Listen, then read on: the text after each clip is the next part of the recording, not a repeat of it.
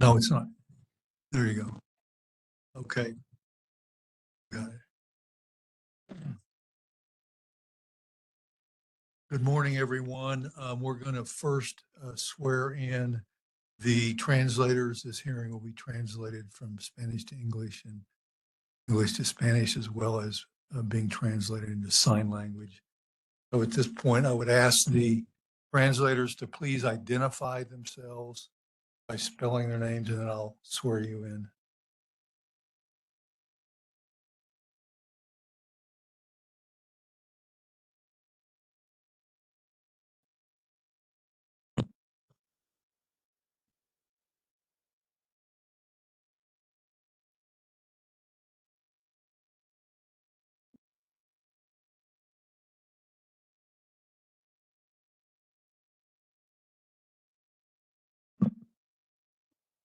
We heard you. Thank you. Are there any other interpreters in Las Vegas?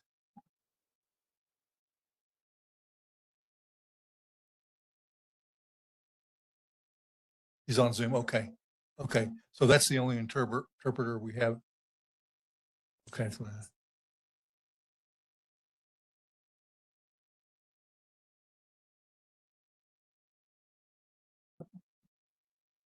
Please.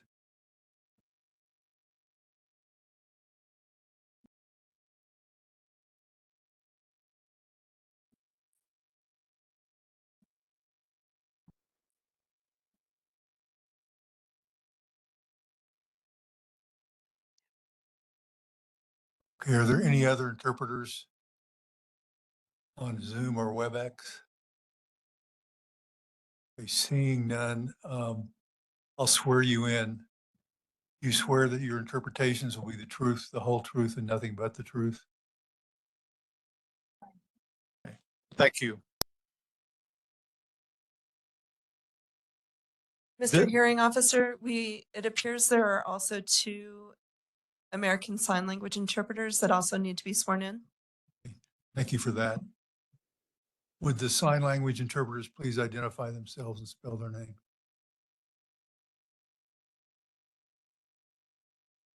Hi, I'm the first. I'm Rebecca, Rebecca, and last name is Luckham. The second interpreter, I think, can hear now, and I can let her introduce herself. Okay. Hi, I'm the second interpreter. My name is Erica, Erika. Last name is P as in Paul, Eery. Thank you. Okay, so for the 2 sign language interpreters, you swear that your interpretations will be the truth, the whole truth, and nothing but the truth? I do swear, yes. I do. Okay, Yeah. thank you.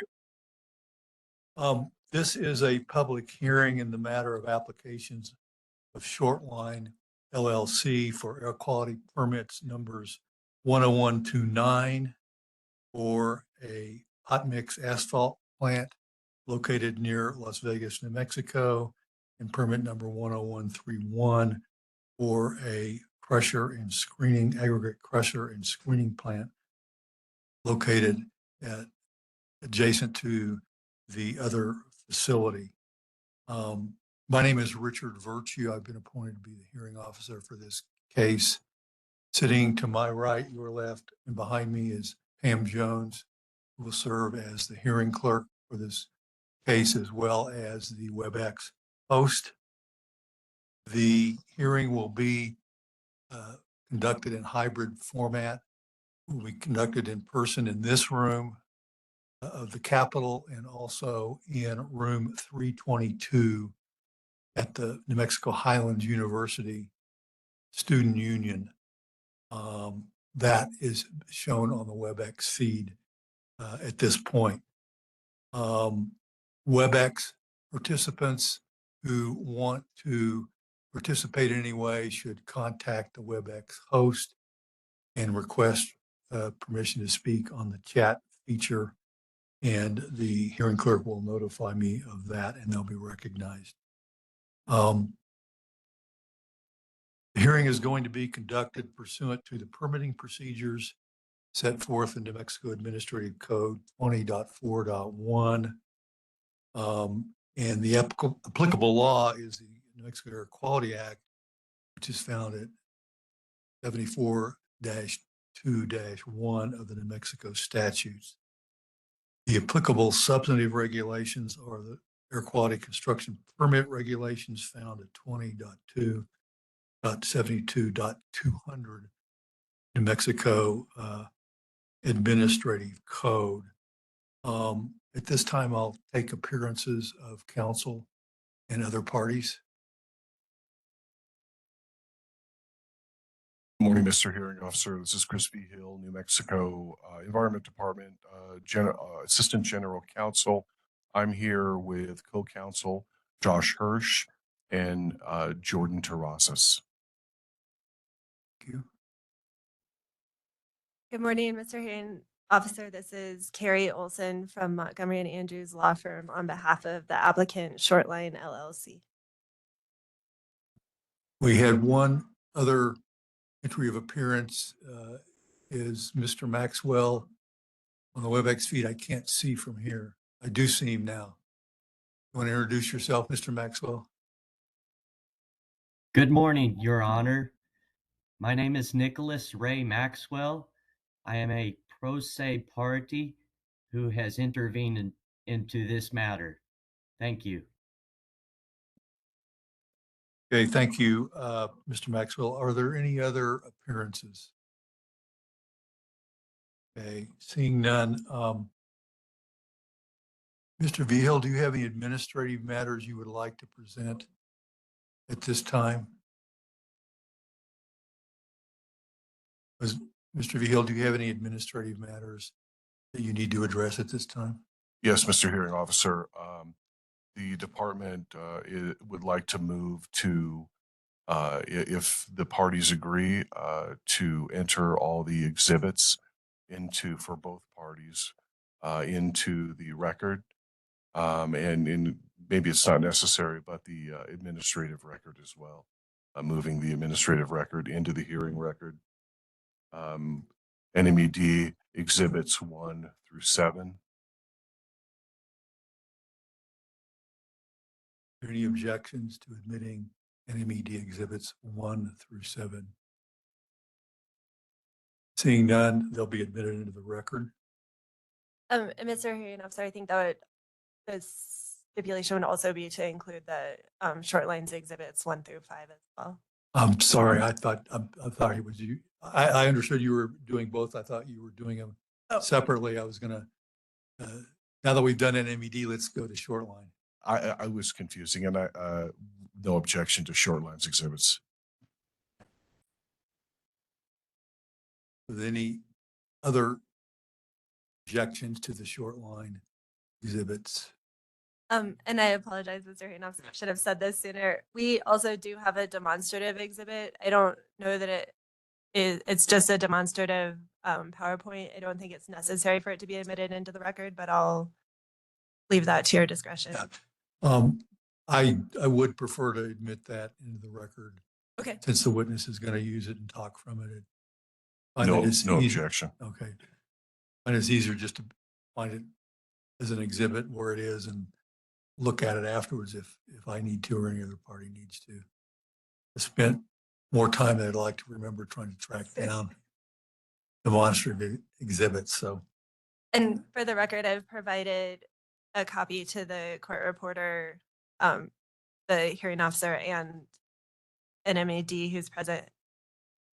Yeah, sorry, I'll move it closer to me.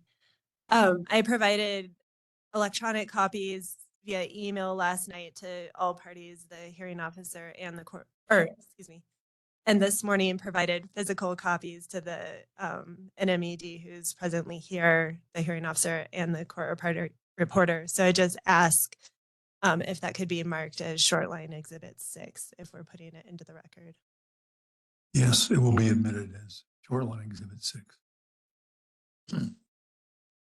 With regard to public participation in the hearing, oral public non-technical testimony will be allowed under oath, either in person in this room, in the room at Highlands University, or by WebEx.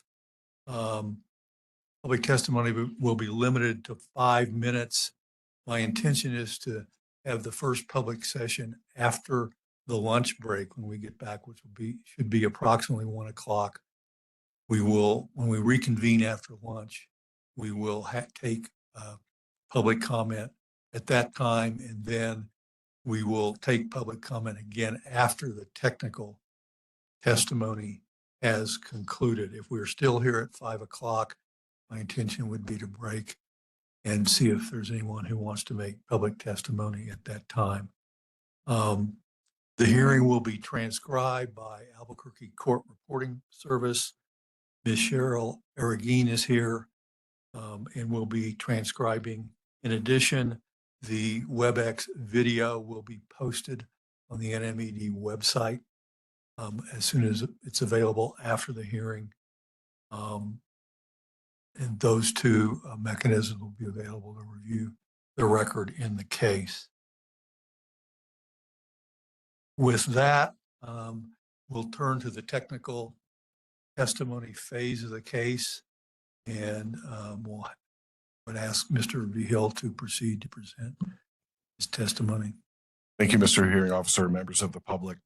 The department is here today to provide technical testimony by the department's Air Quality Bureau staff regarding the air quality construction permit applications submitted by Shortline LLC and the draft permits issued by the department's Air Quality Bureau. The technical staff and the Air Quality Bureau have determined the Shortline's permit applications meet all the requirements set forth in the Air Quality Control Act and the board's regulations, and the draft permits ensure that Shortline's operations will not cause or contribute to any exceedance of state or federal air quality standards. This is not a zoning case, and the Environment Department does not have jurisdiction over municipal zoning. This is also not a nuisance case. The department does not have jurisdiction over common law claims in this case. The department is tasked with reviewing the sufficiency of the air quality permit applications and draft permits. It's our understanding that Mr. Maxwell intends to challenge the sufficiency of public notice in this matter, but his argument, as we understand it, is based on a misreading of the procedural rules governing this proceeding. The department will offer witnesses whose testimony will demonstrate that the Bureau has given the permit application a thorough and complete administrative and technical review and has determined that the proposed permit meets all the legal, technical requirements under the Air Quality Control Act and associated regulations. We respectfully ask that the hearing officer recommend to the secretary that the draft permits in this matter be approved. Thank you very much. And with this, I will turn it over to Mr. Josh Hirsch.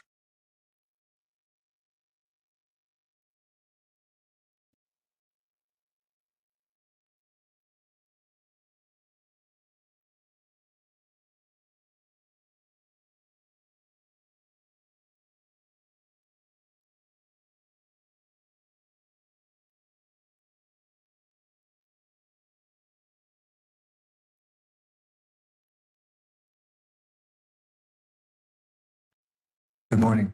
Good morning, Mr. Hirsch.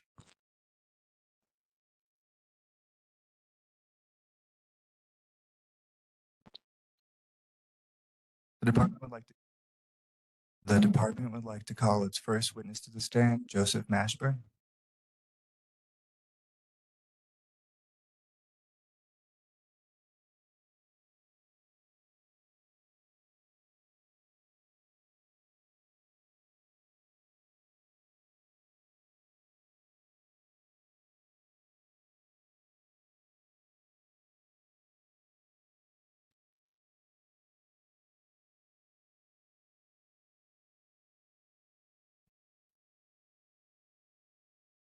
Good morning, Mr. Mashburn. Can you please state your name for the record?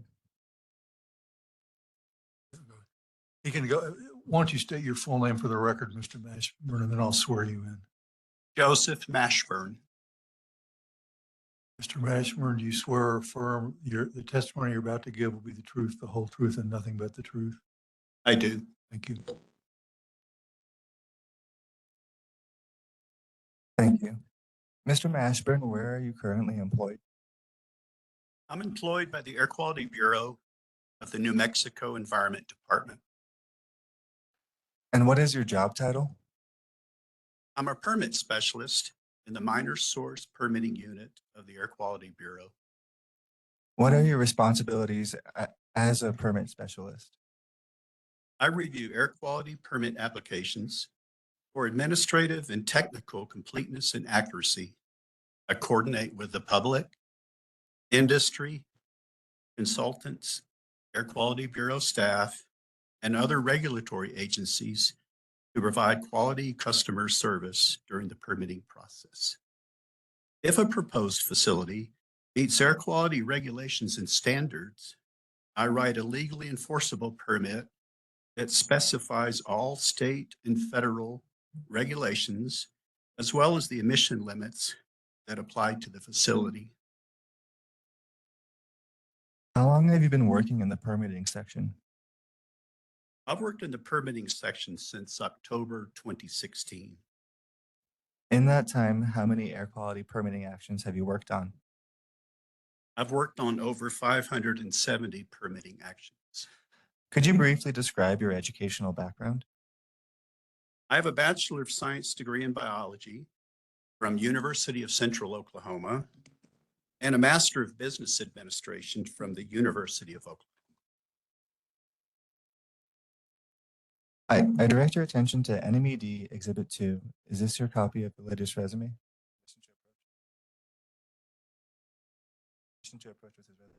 Sorry, I can't hear you.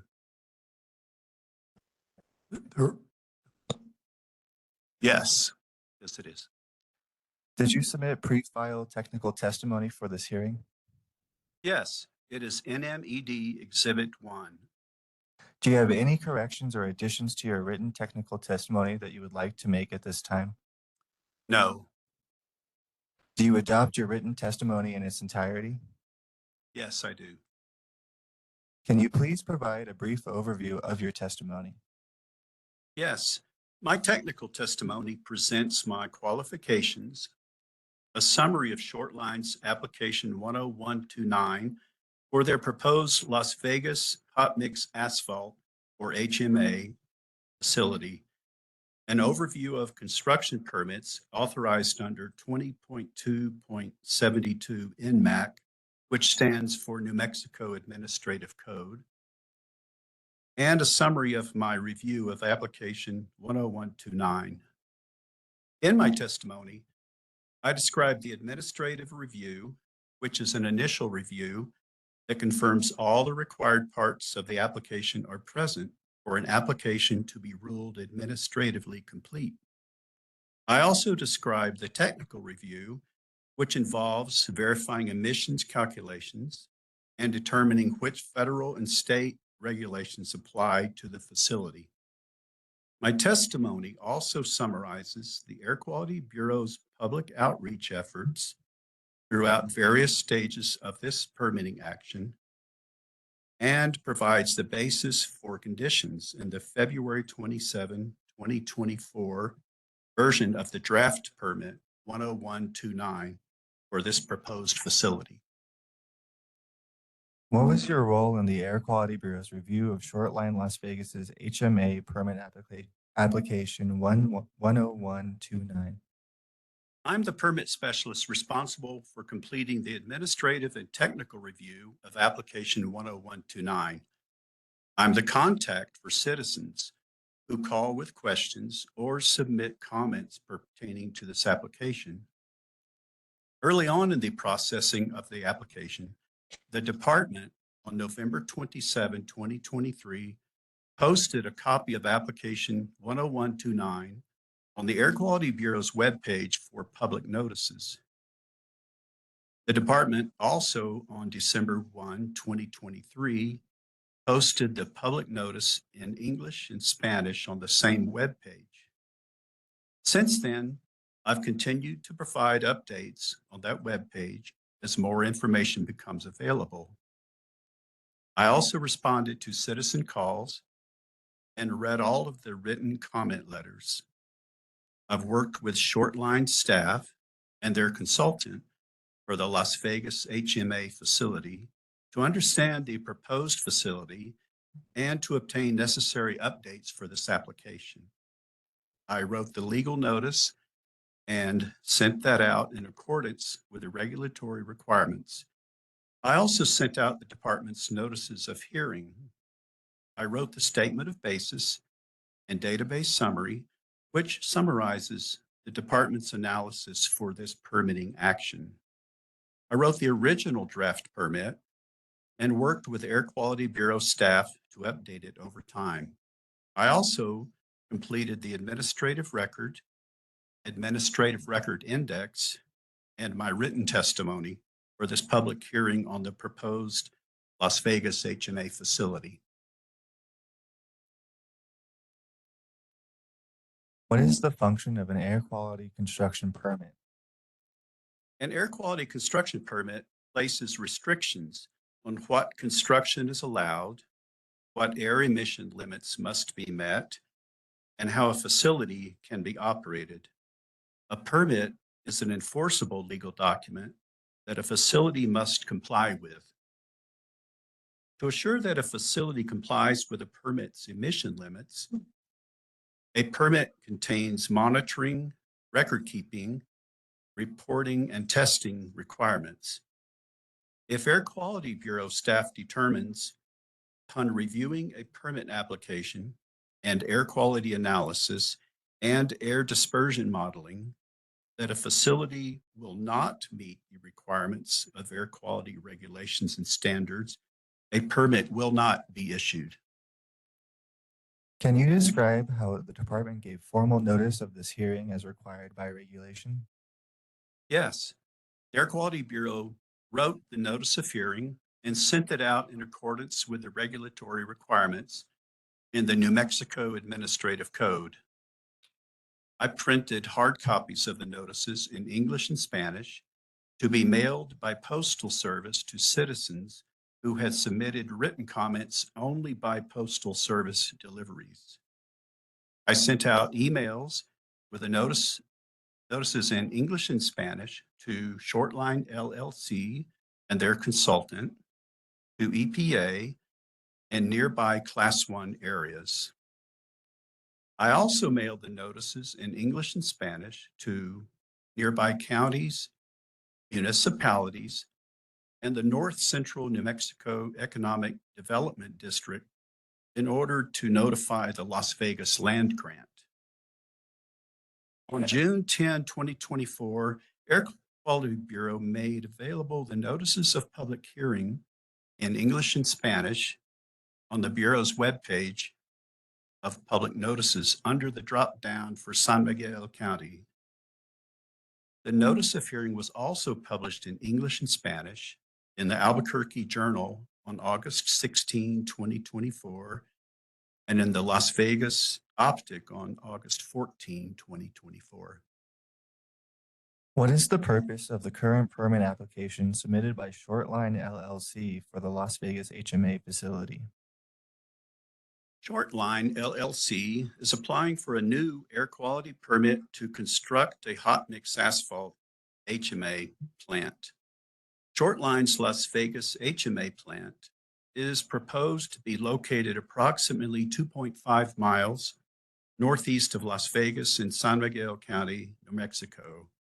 The facility will co-locate with Shortline's Las Vegas Aggregate Crusher and Screening Facility, permit number 10131. How does the Air Quality Bureau regulate issues such as noise, vehicle traffic on public roads, degradation of natural beauty, threats to wildlife, threats to historic structures and tourism, water quality, water conservation, and property values?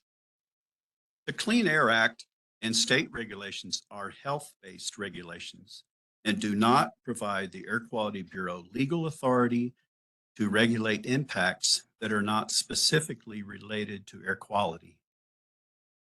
Primary national ambient air quality standards provide public health protection.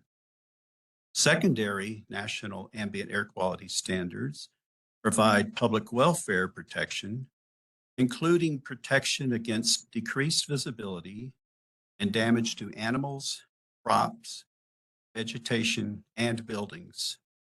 The Air Quality Bureau cannot deny any applicant an air quality permit based on issues such as noise, odor, water usage, truck traffic on public roads, and impacts to property values.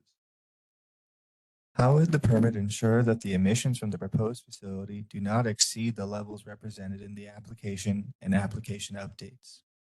First, the permit application is required, the permit applicant is required to operate the facility as represented in the application and application updates. The failure to operate the facility as represented in the application and application updates would be considered a violation of the permit and would be referred to the enforcement section of the Air Quality Bureau. Second, the permit itself contains requirements, monitoring, record keeping, and reporting conditions to ensure ongoing compliance with the emission rates in the permit. Can you describe how Shortline's proposed Las Vegas HMA facility meets all the applicable regulatory requirements? Yes, the proposed facility, as represented in the application and application updates, demonstrates compliance with all applicable federal and state air quality regulations. In New Mexico, construction permits are required by 20.2.72 NMAC for facilities with a potential emission rate greater than 10 pounds per hour or 25 tons per year of any pollutant with a national or New Mexico ambient air quality standard. Shortline's application 10129 meets the requirements of 20.2.72 NMAC. The application includes all the contents required by the New Mexico Administrative Code. None of the listed bases for denial of a permit in the New Mexico Administrative Code are true for this application. Also, according to the New Mexico Administrative Code, the conditions in the draft permit are based on the contents of the application and application updates. Compliance with all applicable state and federal air quality regulations will be demonstrated by following requirements specified in the permit conditions. What is the Air Quality Bureau's recommendation regarding this draft permit? The Bureau recommends issuance of this permit. Thank you, Mr. Mashburn. I have no further questions. Thank you.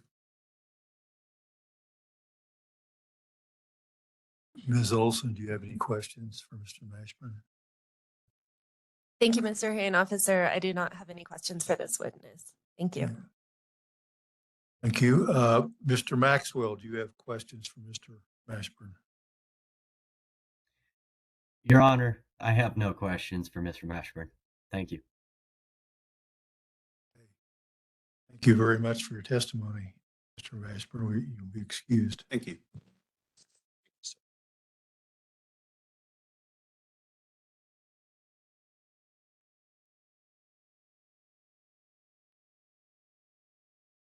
Mr. Hearing Officer, the department would like to call its next witness, Mr. Todd Sherrill.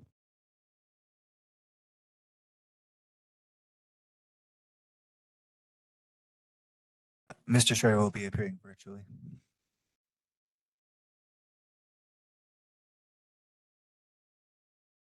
Okay, I can see him on the WebEx. You can have him.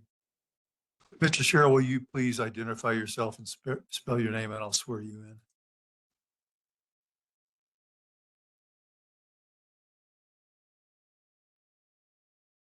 We can't hear you. You must be muted.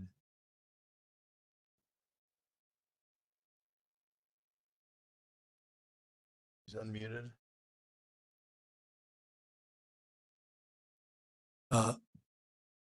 Mr. Sherrill, we cannot hear you. You must be having a technical problem.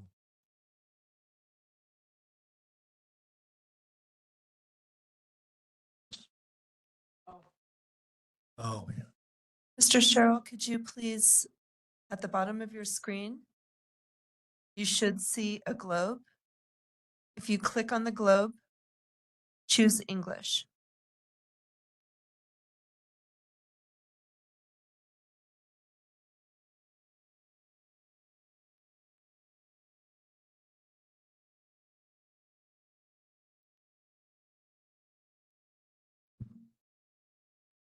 Mr. Sherrill, can you hear me?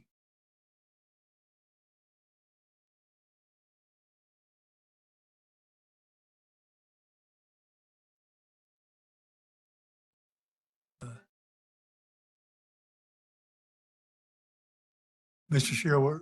Sherrill, we still can't hear you.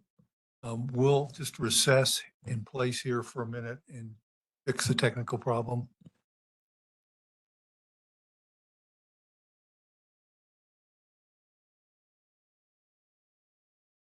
Pardon me? Yes, sure. Please do. Todd, can you hear me? I don't know if this is the problem, but if you go into the audio settings Yeah. of WebEx itself, you may have to switch around. I know on my laptop, I have to sometimes jump around between the internal PC microphone and the I don't know, there's some other, options. So you may have to do that. I'm not sure if that's going to solve it, but just a suggestion.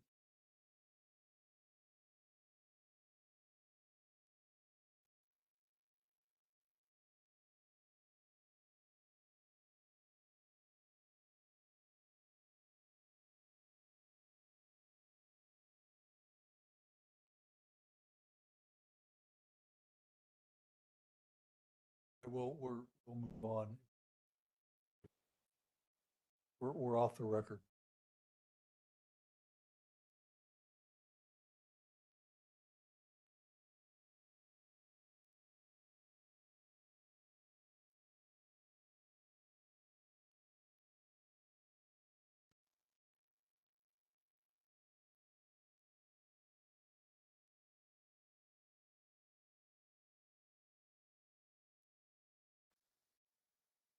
Mr. Sherrill, can you hear me?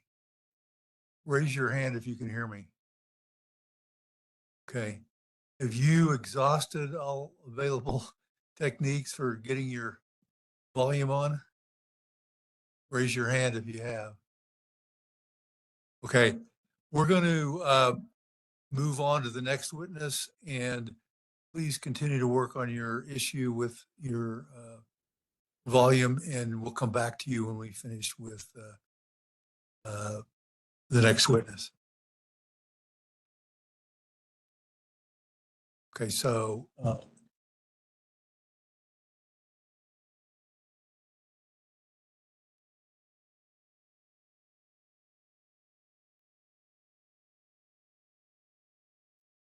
Hey Todd, is it possible for you to call in via the WebEx call? Is there a telephone number there on the invitation that you can see?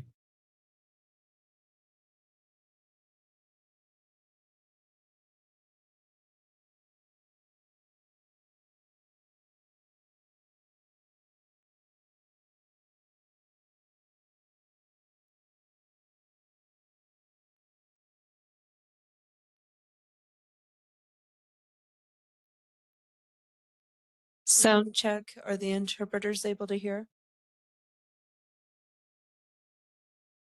Yes. I'm the ASL interpreter and I can hear you.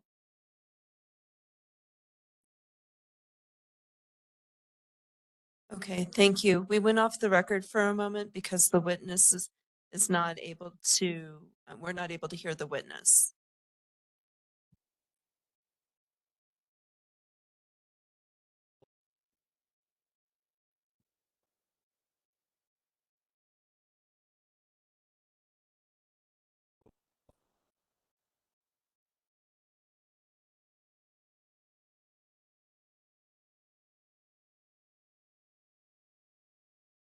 Okay, we're back on the record. We're having technical problems reaching Mr. Sherrill, or maybe I should say he's having technical problems reaching us. So we're going to go to the next NMED witness, and then we'll circle back to Mr. Sherrill. So Mr. Hirsch, please call your next witness. Thank you, Mr. Hearing Officer. The department would like to call Eric Peters, Mr. Peters, to the stand.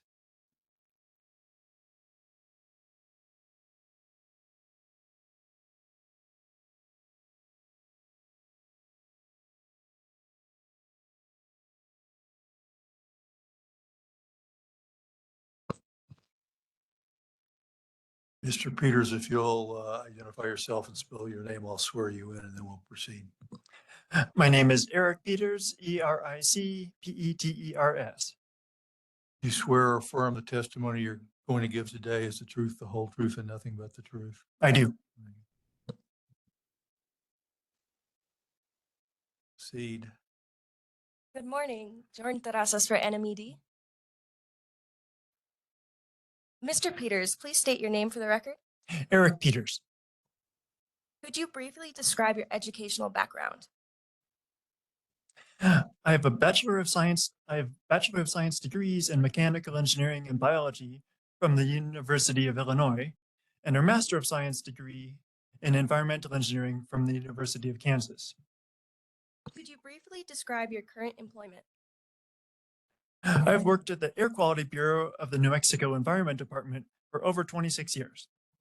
I will refer to the Air Quality Bureau as AQB or Bureau, and I'll refer to New Mexico Environment Department as NMED or Department. I've been the Control Strategies Manager since May 11, 2024, but I worked as an air dispersion modeler for most of my time at the AQB. As a modeler, one of my primary duties was the review of air dispersion modeling for new source review permit applications to determine if they will comply with air quality standards and other modeling related requirements. Did you submit your resume? Yes, it's the department's Exhibit 7. Did you submit written testimony? Yes, my written testimony is the department's Exhibit 6. Do you have any corrections to make to your written testimony? No. Do you adopt the testimony in its entirety? Yes. What is the relevance of air dispersion modeling on these permits? Shortline LLC, the applicant, applied for permits 10129 and 10131, which are known as Las Vegas HMA plant and Las Vegas crusher plant, respectively, or the facilities. The permitting requirements are determined by the Regulation 20.2.72 New Mexico Administrative Code. The permit application process requires each application to contain an analysis demonstrating that emissions from routine operations will not violate any New Mexico or national ambient air quality standard or state air toxic pollutant requirements. Could you briefly describe these standards that are modeled? National ambient air quality standards are maximum concentrations of pollution allowed in the air. These standards are periodically reviewed by the Environmental Protection Agency and are designed to protect the most sensitive individuals from exposure to pollutants. Toxic permitting thresholds prevent neighbors from being exposed to more than 1% of the amount that has been deemed acceptable for workers to be exposed to throughout the day, the Occupational Exposure Limit, or OEL. How does the applicant know what options to choose in modeling? The department maintains the New Mexico modeling guidelines to provide a basis for acceptable modeling analyses. These guidelines incorporate and interpret the most recent version of EPA's guideline on air quality models, which was published in the Federal Register, Volume 82, Number 10. The New Mexico modeling guidelines also incorporate other information and guidance, such as EPA memorandums. Did the department review the modeling submitted by the applicant? Yes, the department reviewed the modeling submitted by the applicant for these permits. The department verified that the applicant followed appropriate modeling practices. Details of the modeling review are described in the modeling review report. What are the conclusions from your review of the modeling analysis? Las Vegas HMA plant and Las Vegas crusher plant modeling was performed in accordance with the New Mexico modeling guidelines. If the facilities operate in compliance with the terms and conditions of the draft permits, then each of them will not cause or contribute to any concentrations above state or federal ambient air quality standards. The facilities have satisfied all modeling requirements, and the permits may be issued. Thank you. I have no further questions. Ms. Olson, do you have any questions of Mr. Peters? Mr. Hearing Officer, I have no questions. Thank you, Mr. Peters. Mr. Maxwell, do you have questions for Mr. Peters? Your Honor, I have no questions for Mr. Peters. Thank you. Does anyone else attending the hearing have questions for Mr. Peters? Seeing none, Mr. Peters, you're excused. Let's go off the record for a minute here. Is Mr. Sherrill set up? No. He is? Okay.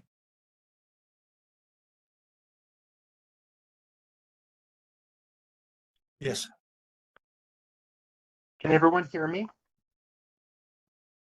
Yes. Okay, thank you. I apologize to everyone. I'm not sure what was going on. It said that I was unmuted, so, but I'm ready. So. Okay, we're going to go back on the record now.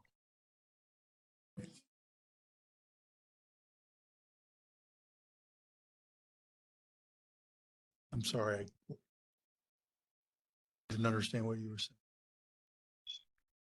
Did you hear me? The you hear witness me? may need to, instead of putting his phone on speaker, he may need to speak directly into the device. Can you hear me? Can everyone hear me? Yes, I can hear you, the hearing officer. Okay, great. Okay. He seems to be sounding okay. Mr. Hirsch, please proceed. Hey, Todd. The court reporter is having some trouble hearing and understanding you, so if you can enunciate and speak loudly and slowly, that would be great. Will do. Thank you.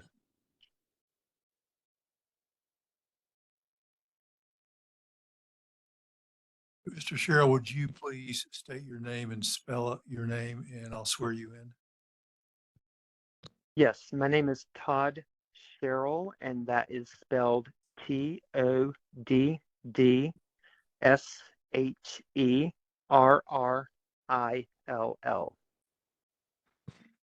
Do you swear or affirm that the testimony you're about to give will be the truth, the whole truth, and nothing but the truth? Yes, sir, I do. Proceed. Thank you, Mr. Hearing Officer. Mr. Sherrill, please state your name for the record. Todd Sherrill. And where are you currently employed? I'm employed by the Air Quality Bureau of the New Mexico Environment Department. What is your job title? I'm a permit specialist in the minor source permitting unit of the Air Quality Bureau. What are your job responsibilities as a permit specialist? I review air quality permit applications for administrative and technical completeness and accuracy. I coordinate with the public, industry, consultants, Air Quality Bureau staff, and other regulatory agencies to provide quality customer service during the permitting process. If a proposed facility meets air quality regulations and standards, I write a legally enforceable permit that specifies all state and federal regulations as well as emission limits that apply to the facility. How long have you worked in the permitting section? I've worked in the permitting section since June 2018. In that time, how many air quality permitting actions have you worked on? I've worked on over 510 permitting actions. Could you briefly describe your educational background? I have a bachelor's degree in biology from the University of New Mexico. I direct your attention to NMED Exhibit 5. Is this a copy of your latest resume? Yes, Did you submit pre-file technical testimony for this hearing? yes, it is NMED Exhibit 4. Do you have any corrections or additions to your written technical testimony that you would like to make at this time? No, Do you adopt your written testimony in its entirety? yes. Can you please provide a brief overview of your testimony? Yes, my technical testimony presents my qualifications, a summary of the application number 10131 for the proposed aggregate crusher and screening facility, an overview of construction permits authorized under 20.2.72 New Mexico Administrative Code, and a summary of my review of application 10131. In my testimony, I described the administrative review, which is an initial review that confirms all the required parts of the application are present for an application to be ruled administratively complete. I also described the technical review, which involves verifying emissions calculations and determining which state and federal regulations apply to the facility.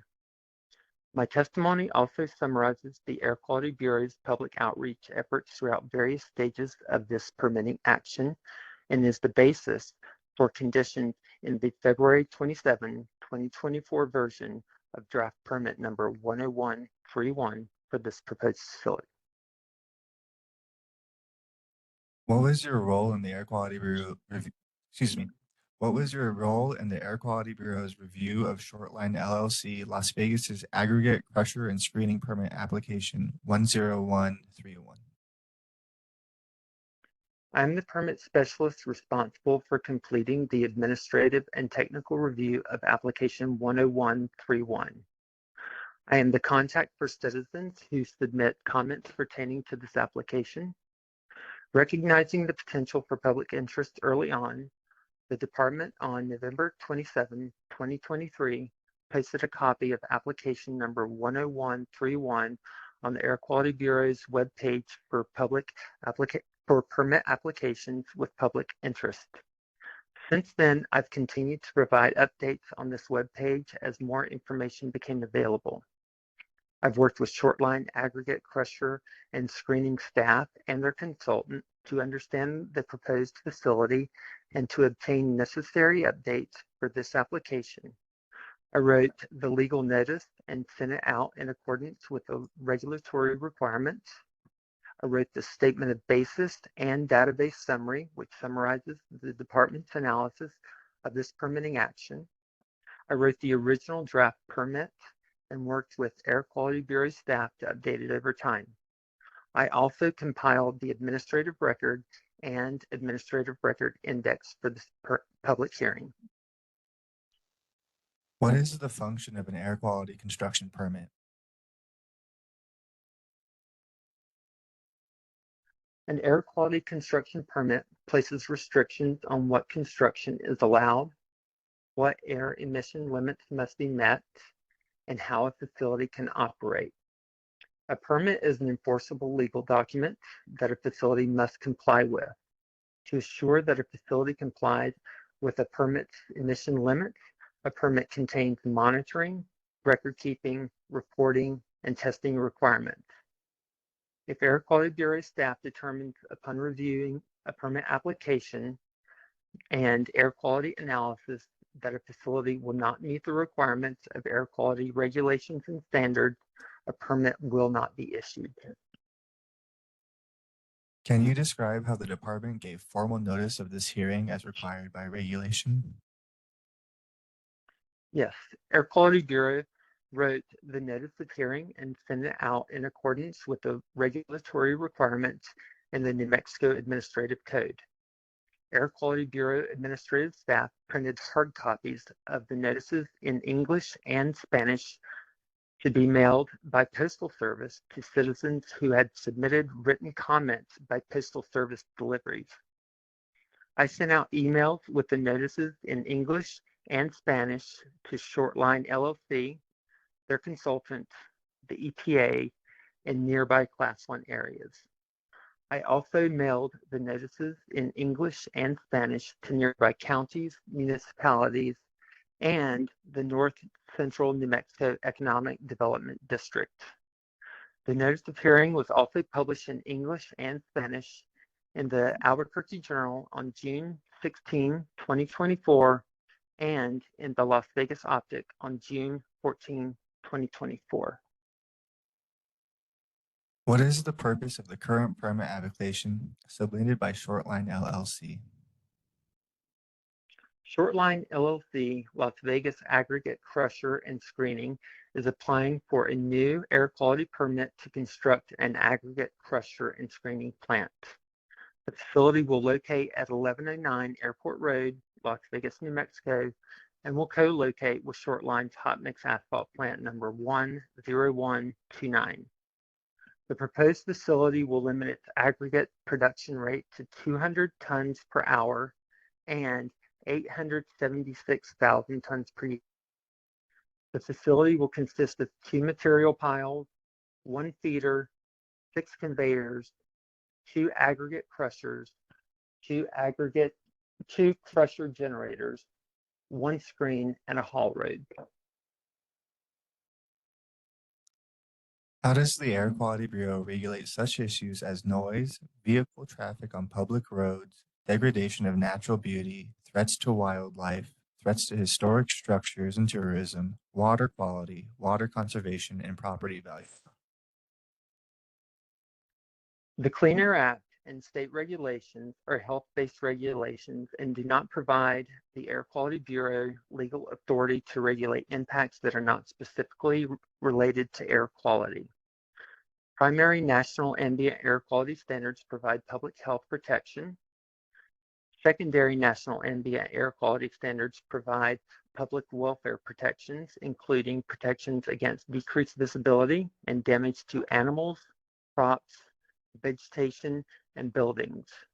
The Air Quality Bureau cannot deny any applicant an air quality permit based on issues such as noise, odor, truck traffic on public roads, and impacts to property values. How would the permit ensure that the emissions from the proposed facility do not exceed the levels represented in the application and application updates?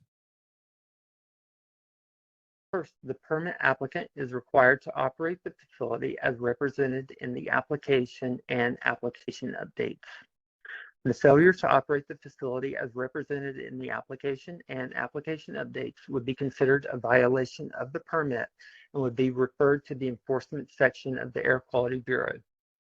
Second, the permit contains requirements, monitoring, record keeping, and reporting conditions to ensure ongoing compliance with the emission limits in the permit. Can you describe how Shortline's proposed Las Vegas aggregate crusher and screening facility meets all the applicable regulatory requirements?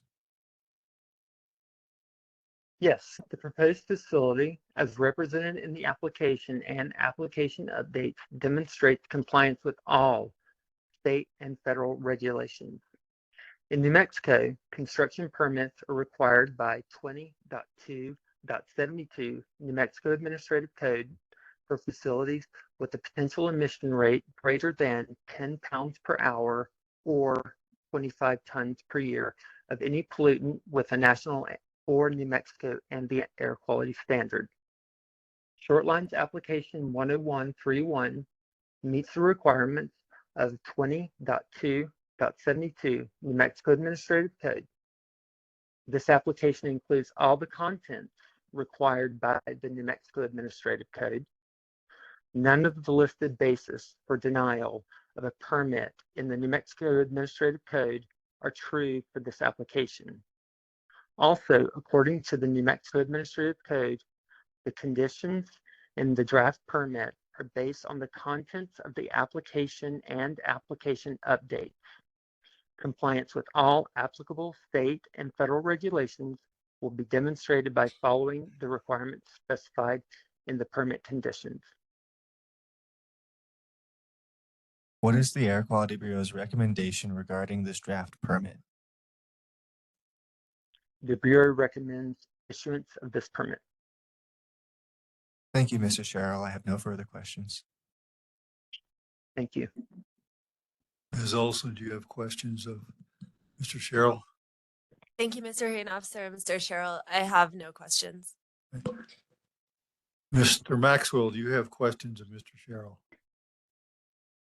Your Honor, I have no questions for Mr. Sherrill. Thank you. Thank you. Is there anyone participating in the hearing, either in this room or by WebEx or at the Highlands University facility? Have questions?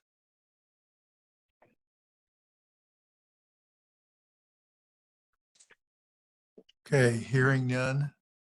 Mr. Sherrill, you're excused. Thank you very much. Excuse me, Mr. Hearing Officer, this is Rhonda in the Las Vegas field office. We do have one citizen who has some questions. We're having trouble understanding you. Can you get closer to the mic and speak more slowly if you could, please? We have one citizen who has questions. Can you hear me? It's difficult. What I heard you say is you have a question of this witness. Is that correct? Can you hear me? Yeah, we can hear you. We can hear you better now, I think.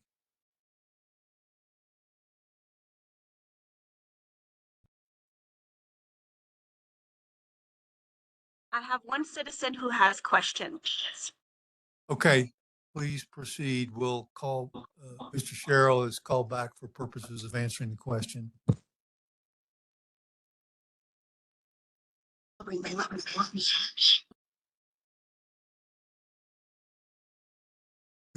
Could you identify yourself for the record, if you could say your name slowly and then spell it?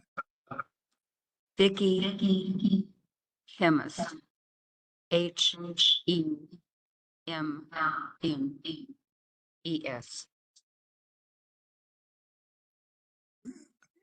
Please spell your name again very slowly. We're having trouble hearing you. We have more than one mic on.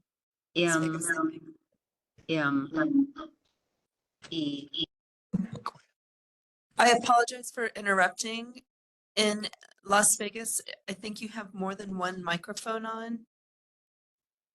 So if there are other computers or devices that have their microphones on, if you can turn those off and only use the one microphone.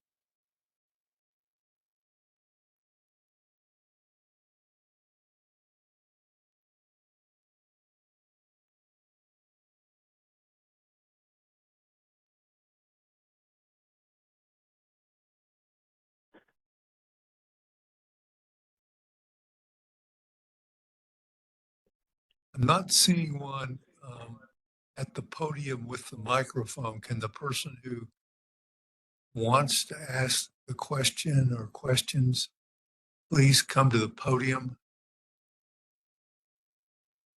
Yes, we'll have her do that now. And there will be sort of an echo because we have two speaker systems over here. Okay, well, if you just speak slowly, please spell your name and speak slowly into the microphone.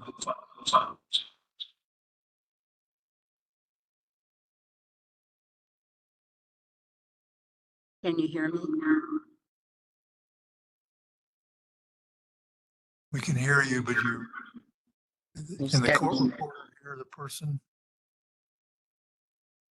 Yeah, we can hear that you're talking, but you fade out. So I think if you could speak into the microphone and just go very slowly, we could give that a try.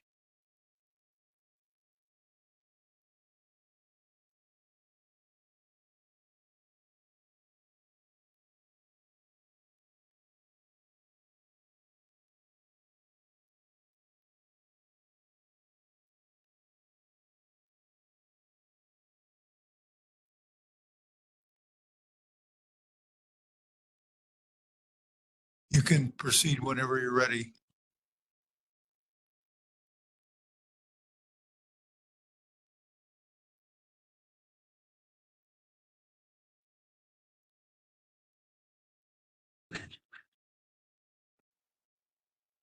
Is this better?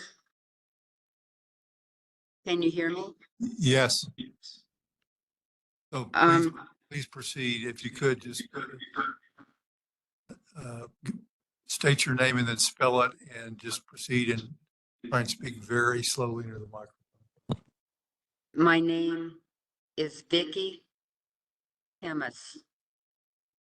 VickyHemes.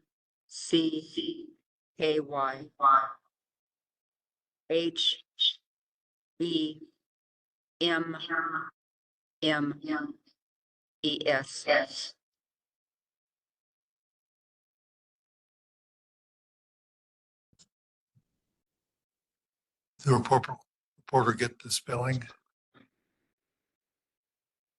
Okay. Please proceed. Your question or questions? My question to Mr. Sherrill is that there are two permit requests, each showing the amount of the emissions. I believe that Josh first said that the maximum amount of pounds per hour was 10 and 20 tons per year. Am I correct?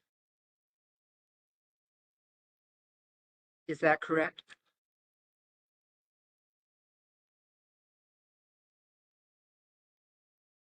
Hear him. Mr. Sherrill, we can't hear you.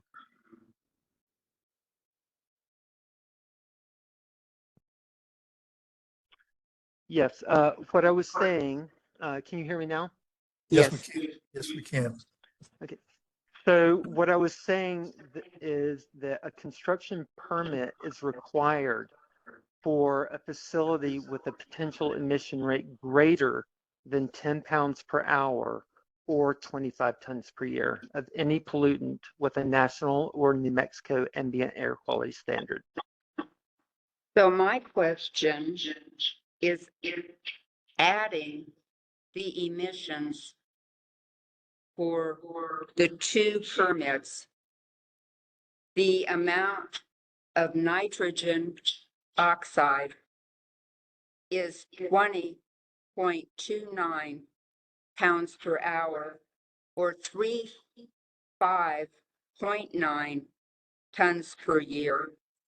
And the carbon monoxide is 24.03 or 30.74 tons per year with the two emission permits.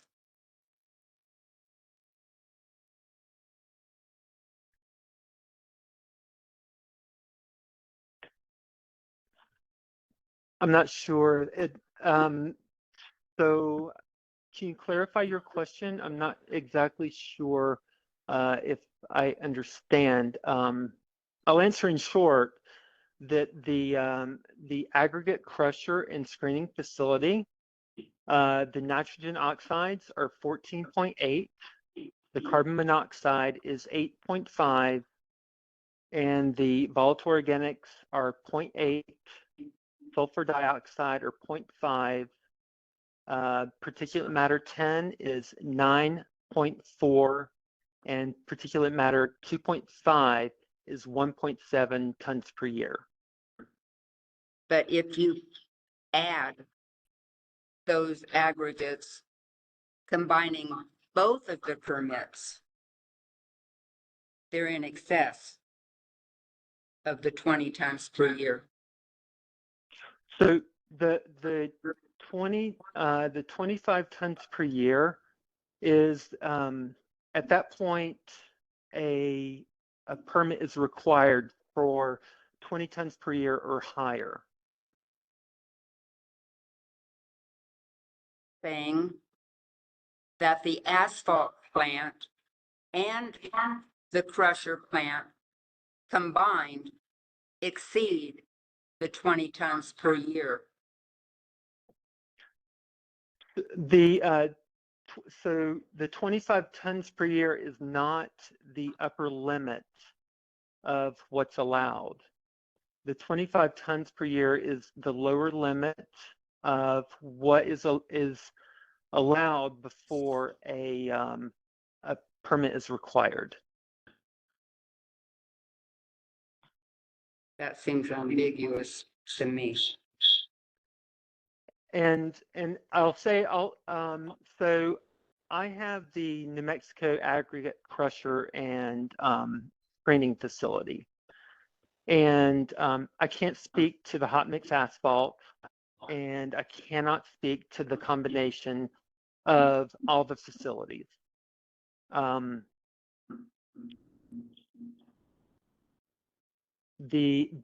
can speak to the aggregate crusher and screening facility, and the aggregate crusher and screening facility is below the threshold. But I live across the street from this facility, and they're both on the same property. And I would think that you would automatically combine the amount of the aggregate emissions. As the permit writer for the aggregate crusher and screening facility, I do not consider the hot mix asphalt application.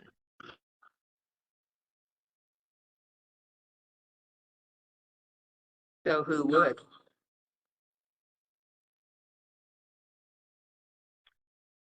I'm not sure if that is a modeling question or I don't know the answer to that question.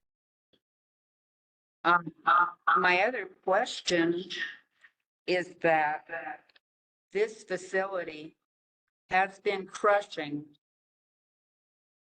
the aggregates since October when they first applied for the permit. So they've been crushing nonstop without a permit. Mr. Hearing Officer, Then I would encourage you to contact the department and notify the department when you see that happening. we have a witness that can address, I think, the questions. Thank you. And I would also maybe at this point suggest that we field the questions as a panel.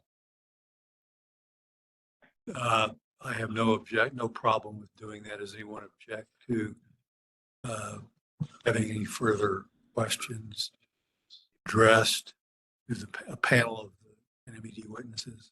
No objection.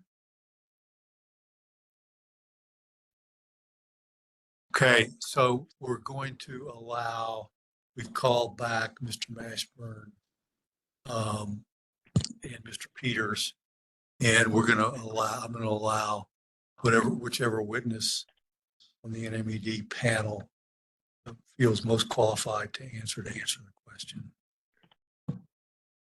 My name's Joe Mashburn. I can speak to the crushing activities that you've witnessed there on the property prior to the proposed issuance of these two permits. There was a rock crusher in SR that properly applied for a permit to relocate to that area. And that crusher has been processing materials that I believe would be used by the short line facility. And it's my understanding that rock crusher was only going to operate up until potentially these two permits being approved. And I don't believe that rock crusher is no longer operating there under that NSR.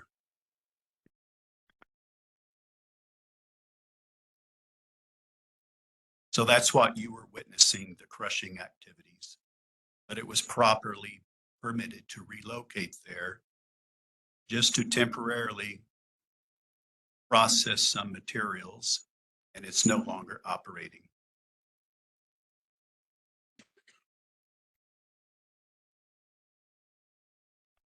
Now I could speak, I believe Eric may want to speak to, it's my understanding that the emissions from these two facilities, the one that I worked on, the hot mix asphalt plant and the aggregate crushing facility, the emissions for these two facilities are not required to be aggregated.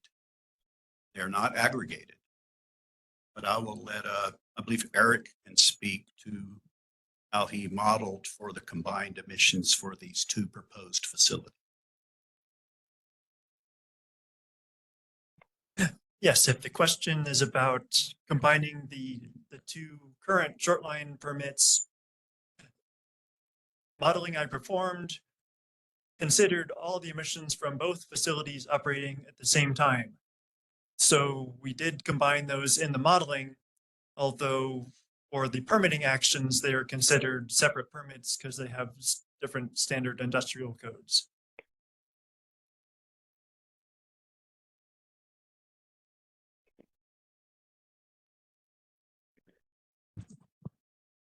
Are there any further questions of the department panel?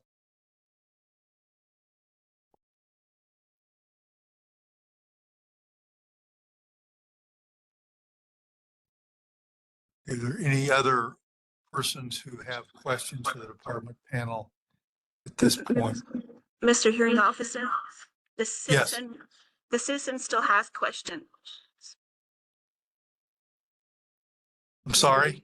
No, I think. Oh, she's done. She's done. I'm sorry, I couldn't hear what you were saying. She has no further questions. Okay. Thank you very much for that. Is there anyone else, either here in this room, in the room at Highlands or on WebEx, that has questions for the NMHD panel?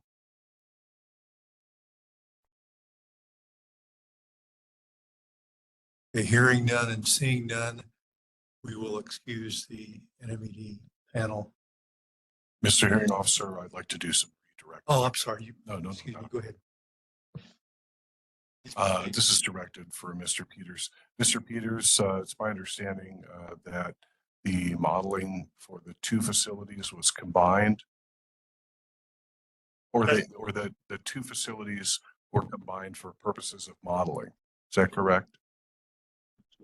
The two facilities were combined into the modeling analysis that demonstrated that the combination would be in compliance with air quality standards. Oh, I didn't quite hear the second part, so I'll ask another question. So the modeling showed that the two facilities combined come under, do not cause or contribute to any exceedance of air quality standards? Okay, thank you. That is correct. Questions. Thank you. Okay. One more time, are there any questions from anybody present at the hearing of NMHD panel? Okay, hearing none and seeing none, we'll excuse the NMHD witnesses once again. Thank you, Mr. Hearing Officer. And I'd like to take a 10-minute break at this point, and we'll proceed with the applicant's witness.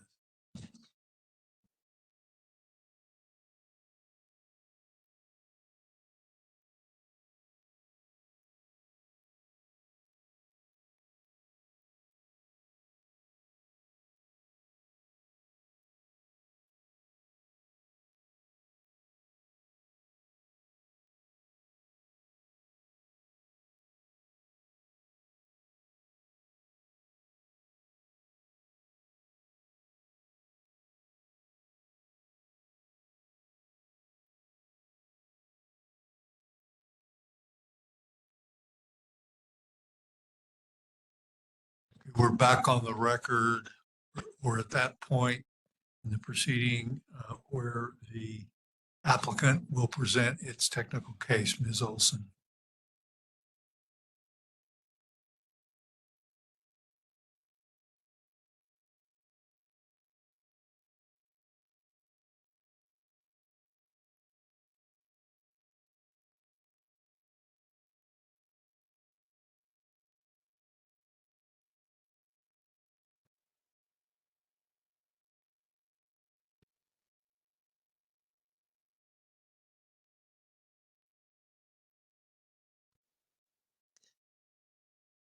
Thank you, Mr. Hearing Officer. I'd like to do a brief statement, if that's okay, before we present our witness. Certainly. So again, I'm Carrie Olson from Montgomery and Andrews on behalf of the applicant Shortline LLC. Here today also we have Beverly Zastro and Cody Sutton from LLC. We're here before the New Mexico Department on Shortline's NSR air quality permit application for construction of two minor sources, the Las Vegas hot mix asphalt plant and the Las Vegas aggregate crusher and screening plant, which is a gravel crushing plant. The facilities, as you've heard, will be located approximately 2.5 miles northeast of Las Vegas. And also the department's Air Quality Bureau's draft permits. Shortline provides quality asphalt, base course, and other materials to be used in commercial and residential application in accordance with industry standard. They're committed to serving the local municipal projects as well as surrounding areas to meet immediate and long-term or longer-term needs of the community. As the hearing officer mentioned, the permit applications were submitted under Section 7427 of the Air Quality Control Act, as well as the Environment Improvement Board's construction permitting regulations at 20.2.72 NMAC. Under those regulations, the relevant inquiry is whether the applicant has demonstrated that they can and will comply with applicable air quality regulations and will not cause or contribute to air quality levels in exceedance of state or national ambient air quality standards. The applications were submitted to the department in October of 2023 and ruled administratively complete on November 25th, 2023. The application, the modeling review, and the draft permits are all included in the administrative record.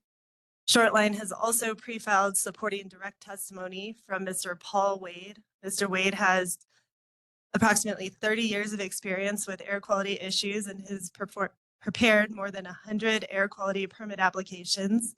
He'll be testifying today. Mr. Wade prepared both the permit applications that are presented here and performed the air dispersion modeling analysis that demonstrates construction of the facilities will not cause or contribute to exceedances of applicable ambient air quality standards and comply with applicable legal requirements and regulations. Mr.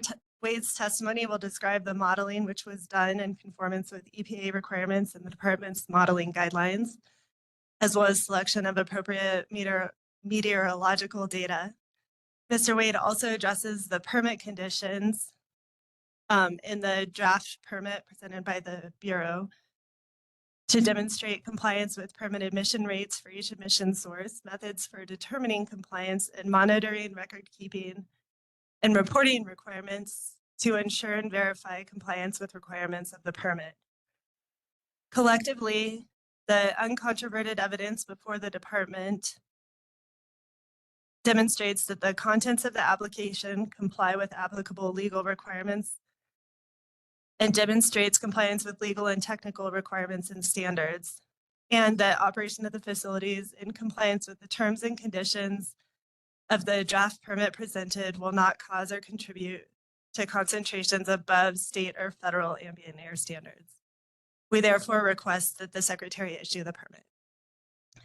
And I'd like to we have one technical witness, Mr. Paul Wade. Mr. Wade, you just please spell your name and I'll swear you in. It's Paul Wade, Paulwade. You swear or affirm that the testimony you're about to give will be the truth, the whole truth, and nothing but the truth? I do. Good morning, Mr. Wade. You've already spelled your name. Can you please state your current employer? I am a senior associate engineer for Montrose Environmental Solutions. I have a bachelor's of science degree in mechanical engineering from the University of New Mexico, and I have over 30 years experience working on air quality issues.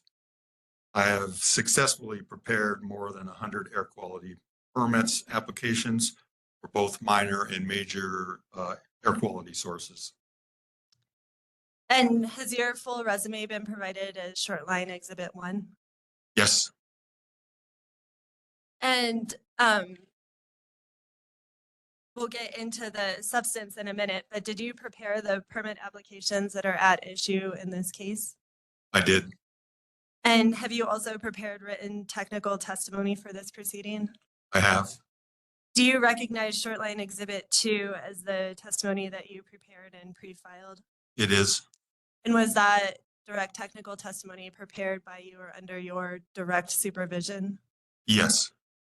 If you were asked the same questions under oath, would your answers be the same? Yes. And is the information that's provided in that direct testimony true and accurate to the best of your knowledge and belief? Yes. And would you adopt that testimony today on the stand under oath? Yes. And I understand that your testimony and records have already been admitted into the record. Have you prepared a summary of your direct testimony? I have. And as I mentioned at the start of the hearing, that summary in the form of a PowerPoint was circulated to parties last night. And it's been marked for the record as a demonstrative exhibit, SL exhibit 6.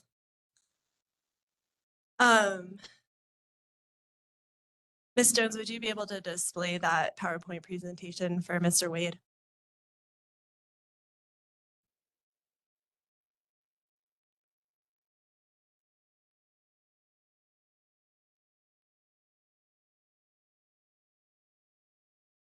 And Mr. Wade, Ms. Jones will be navigating your PowerPoint for you. So if you could direct to her when you're ready for your next slide.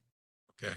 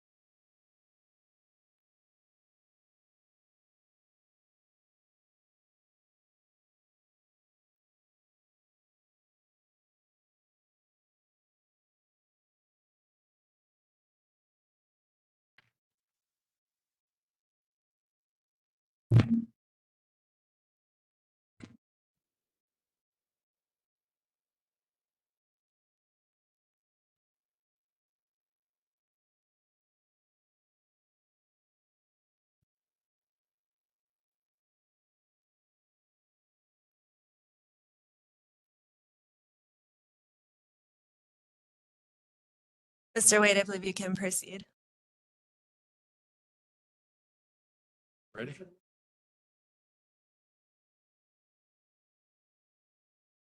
I think you could go to the next slide.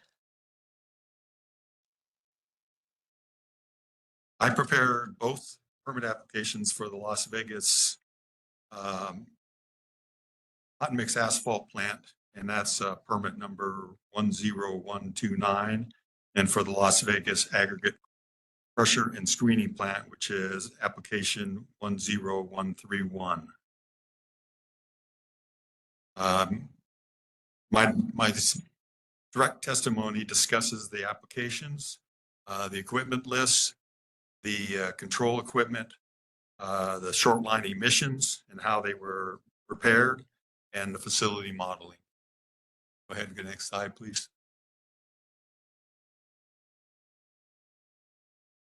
Short line.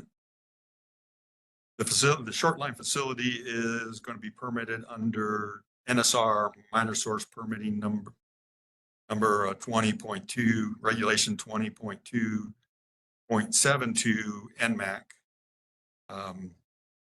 because they do not exceed the thresholds for being considered a major source.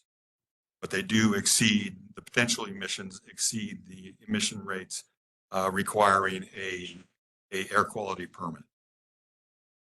Both facilities located approximately 2.3 miles northeast of Las Vegas at 1109 Airport Road.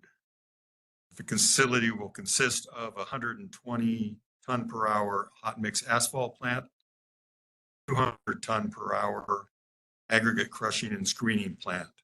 Both types of facilities have previously been operated at the site. The hot mix plant will include existing equipment presently located at the site. So they've taken over some of the equipment that was previously operated there. The HMA previously operated at the site under permit 541 issued July 14th, 1983 until the permit was canceled May 17th, 2015.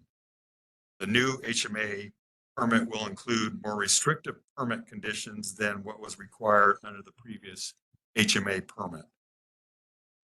The contents of both permit applications meet the requirements under 20.2.72.203 NMAC. And I performed the applicant's public notice requirements prior to submitting the permit applications. Going to the next slide, please.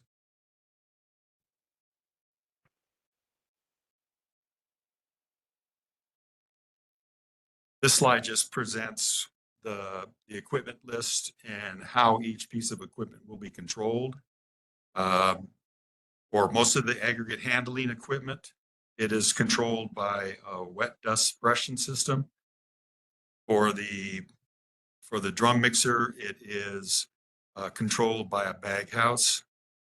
And for the haul roads, they're controlled by application of base course and watering. Go ahead and go to the next slide, please. This just shows the layout of the facility. You can see where the aggregate bins are on the lower part, where the material is inputted into the system. It goes through a scalping screen where large particles that would not be good for as part of the asphalt mix are screened out, and then it goes to the drum where the aggregate is heated and hot asphalt cement is inserted into the drum mixer where it is mixed, and then that material, that asphalt, comes out and goes into the asphalt silo where it is loaded into trucks. You can see the drum bag house is located at the top of the page, and that's where any dust that's generated in the drum mixer is fed to that drum bag house, the drum bag house. Next slide, please. This kind of illustrates how the bag house functions. The dirty air goes in to the bag house. It goes through a series of filters and comes out the stack as a clean material.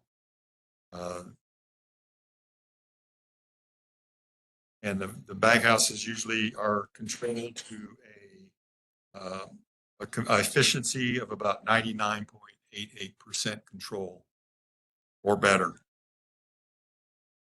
The hot mix asphalt plant is a typical hot mix asphalt plant with aggregate feeders, conveyors, scalping screen, drum mixer that combines the heated aggregate and asphalt cement to make asphalt.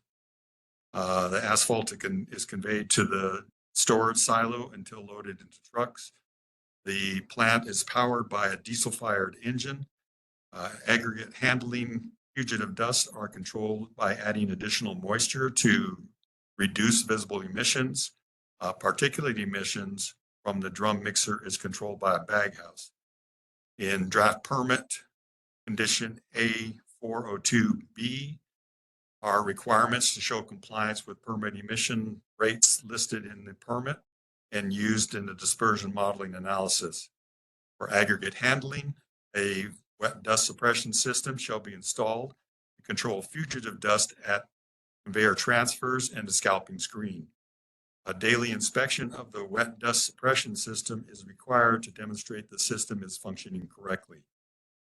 For the drum mixer, draft permit conditions A402A, B, and C specify methodologies to show compliance with permit emission rates from the drum baghouse and compliance with 40 CFR Part 60, Subpart I. An initial stack test is required to show compliance with the permit emission rates listed in the permit and used in the dispersion modeling analysis. Additionally, a differential pressure gauge shall be installed on the baghouse, on the drum baghouse, to show that the baghouse is functioning within normal operating parameters determined by the manufacturer specifications and or the operating mode that occurred during the stack testing. For the plant diesel-fired engine, in draft permit condition A404C is requirements for an initial stack test to show compliance with emission rates found in the permit and used in the dispersion modeling analysis. Next slide, please. This just shows the equipment and the control methodologies for the crushing facility. And again, the crushing plant is a typical aggregate crushing and screening plant with aggregate feeders, conveyors, crushers, and a screen. The aggregate plant is, the aggregate is loaded into the feeders. Go to the next slide, please. The aggregate is loaded into the feeder and does it a primary crushing to crush the material down. Waste material is conveyed off of that primary crusher, and material goes to the secondary crusher, where it is crushed into a finer material, conveyed to a screen where it is separated, and oversized material is sent back to the secondary crusher, and the product is conveyed out to the product piles. The plant is powered by 2 diesel-fired engines. Aggregate handling, fugitive dust emissions are controlled by adding additional moisture to meet opacity standards found in 40 CFR Part 60, Subpart 000. In draft,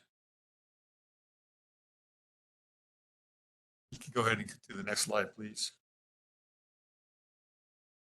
In draft permit condition A302 are requirements to show compliance with permit emission rates listed in the permit and used in the dispersion modeling analysis. For aggregate processing, a wet dust suppression system shall be installed. Control fugitive dust at conveyor transfers, crushers, and the screen to levels below the opacity limits defined in subpart 000. An initial opacity test is required to show compliance with subpart 000 opacity limits. Monthly opacity testing is required to show continued compliance with opacity limits. A daily inspection of the wet dust suppression system is required to demonstrate that the wet suppression system is functioning correctly. The plant diesel-fired engines in draft permit conditions A303B are required to have initial stack tests to show compliance with emission rates found in the permit and used in the dispersion modeling analysis. For both permits, all roads around the facility shall include base course application and watering to reduce fugitive particulate emissions. Next slide, please. This shows the allowable emissions for the hot mix asphalt plant. These numbers on the application are the numbers presented are after the controls. Potential emission rates were above the 25 tons per year, the 10 pounds an hour, 25 tons per year, requiring an air quality permit. Even though these emissions are showing that they're below that 25 tons, the trigger for requiring an air quality permit is based on the potential emission rates. Next slide, please. And the same goes for the crushing permit. The regulated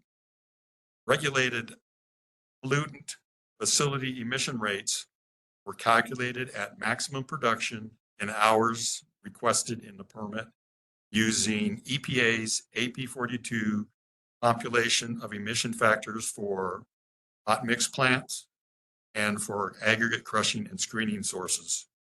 These emission factors are accepted by the NMHU Air Quality Bureau for application for these type of facilities. Next slide, please.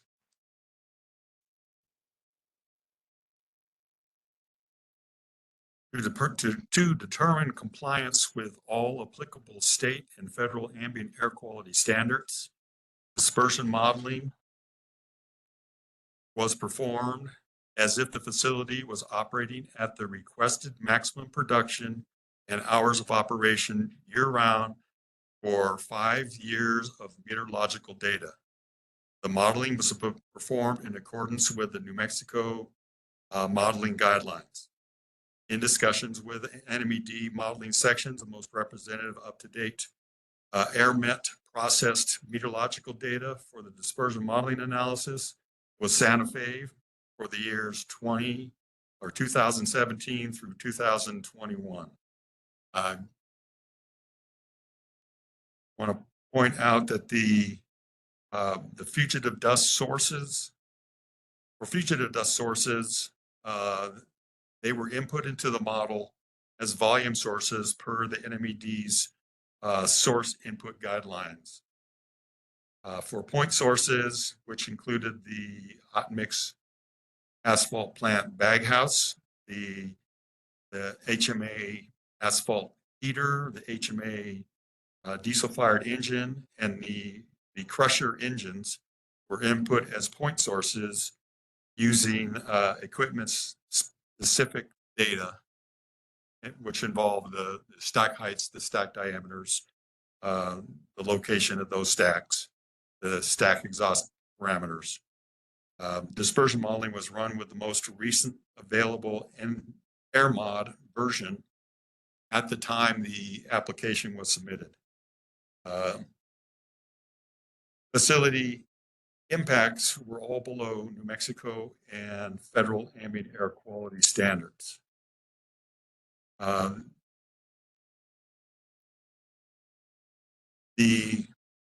these types of facilities, there are low stack release or ground release fugitive emission sources which produce the highest pollutant ambient air concentrations at or near the facility boundaries.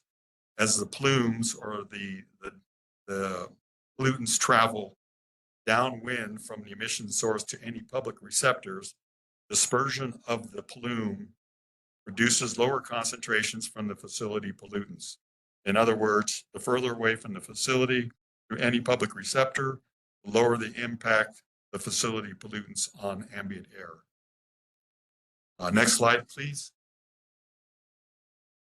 And this just shows the meteorological data that was used, kind of gives you an idea of the wind directions and the intensity of the wind that was input into the model. And again, it's for these kind of sources, it's the low wind speeds that provide or generate the highest concentrations of emissions. So the sources with a significant amount of low wind speeds produce the highest concentrations in the model. Next slide, please. Here's the impacts that were generated from the model. They are all below ambient air quality standards or New Mexico ambient air quality standards. And some of them are below what EPA considers the significant impact levels or the significant level for CO. Also also for H2S. The model also was run to show compliance with state toxics. In this case, it was asphalt fumes. And for that model, it showed that it was below 27% of the standard.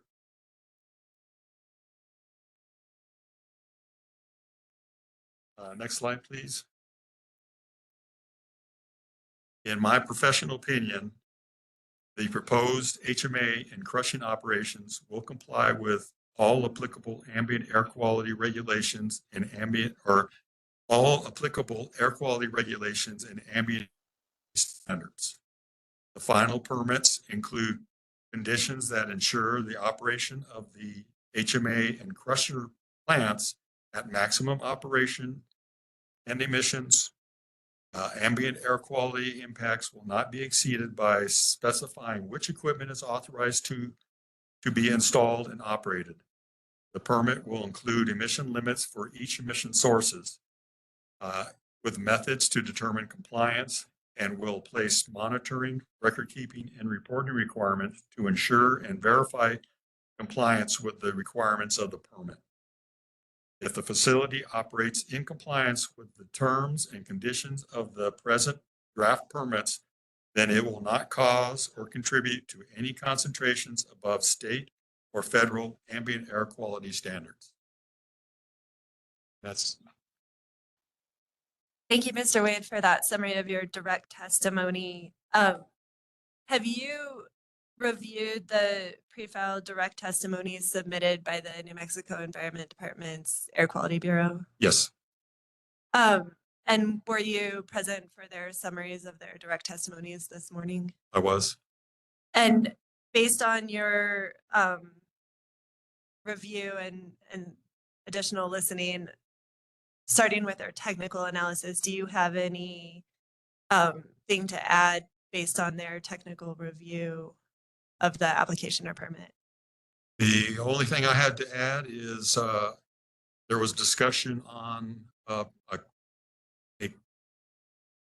that there was a crushing that was going on at the facility prior to these permits being issued. The crushing that was going on was being done by a different company under a different permit, a different NSR permit that had applied for a relocation to that site. That relocation was approved, and they crushed, I think, from October until July 3rd of this year. So they have completed what they were hired to do, which was crush material that had been located at the site and will be used by Shortline once their permits get issued and they operate at the site. And just a couple of follow-up questions on that. So Shortline is not the permit holder for that facility, is that correct? They are not the permit holder for that site. It's a different company. And that crusher that you've just discussed, is the permit for that facility and the operation of that facility is not at issue in this proceeding, is that correct? That is correct. The permit that was permit that was used to operate under that permit at that site was a different company and a different facility altogether. Okay. And I believe during the permitting process and your review of the materials, you've also looked at the public comments that have been presented in connection with this application proceeding. I have. And you heard the department's testimony this morning on the scope of the Air Quality Bureau's permitting function that's issue here today and other issues. Do you have anything to add to that? No, I think they were exactly right that this is a air quality permit and isn't applicable to noise, odor, water issues, or traffic. Thank you, Mr. Wade. That concludes my direct and rebuttal examination. I tender the witness for cross-examination. Okay, Mr. Maxwell, do you have any questions of this witness? Your Honor, I have no questions for this witness. Thank you. Okay, Mr. Hirsch? The department has no questions. Okay. Is anyone else attending the hearing, either in this room or on WebEx or at the Highlands Room, have questions? Yes, we have a gentleman here who has some questions. Please identify yourself, sir. Spell your name. Sir, you need to press the microphone. Hi, Bob Hensler, ROBERTHENSSLER. I live at 15 Alameda Road. I'm a neighbor to the facility. Just quickly, the equipment that's there is going to be reused, you said? Yeah, some of the equipment that is presently there and will be reused. Okay, and it's been sitting there for the last 20, 25 years in disuse. Does it meet the current standards as you've described? As far as mixing the asphalt, the existing facility, the controls for the drum mixer was a Venturi scrubber. For this facility, they're going to be upgrading to a bag house. Okay. Which is much more efficient.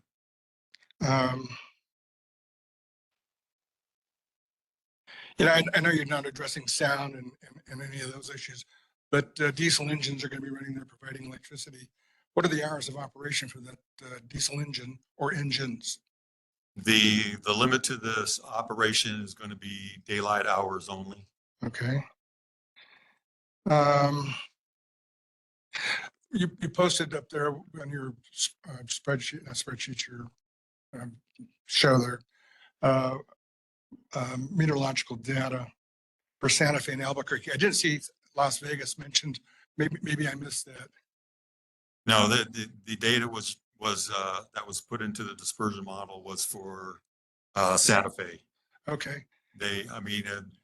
There is data for Las Vegas, but the existing data at the time was processed with an older version of the MET processing data, and was for earlier years. I can't remember, but since that time, the department prior to or after I have prepared this application, they have updated that data. So the data that was used for Santa Fe was the most appropriate data at the time the application was generated and submitted. You think wind directions and all are equal? They're pretty close. And for this type of facility, it's not so much direction, it's the wind speeds that are important. The highest concentrations in the model are for these kind of facilities where you have low plumes or low stack heights, and you're measuring dust that's being generated at the ground is low wind speeds.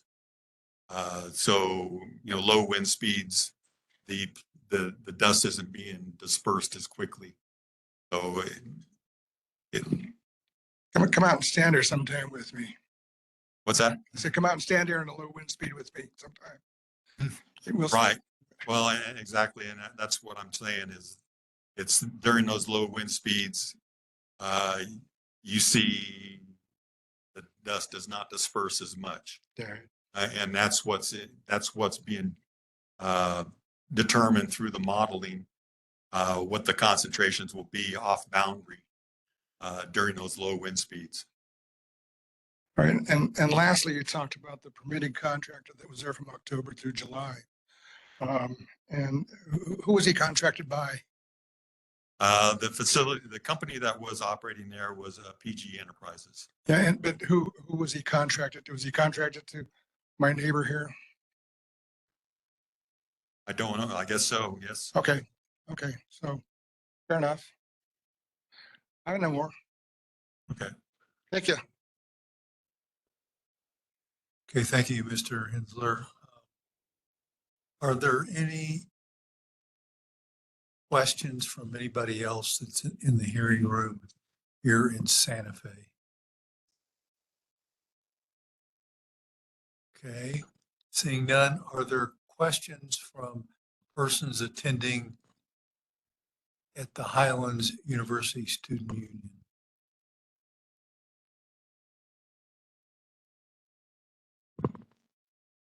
I don't see anyone approaching. I'll ask one more time. Questions from anyone attending at the Highlands University Student Union? No questions. Okay, thank you. Are there questions from anybody attending by WebEx? Ms. Jones, do you have any requests for comment? No, hearing officer, no questions.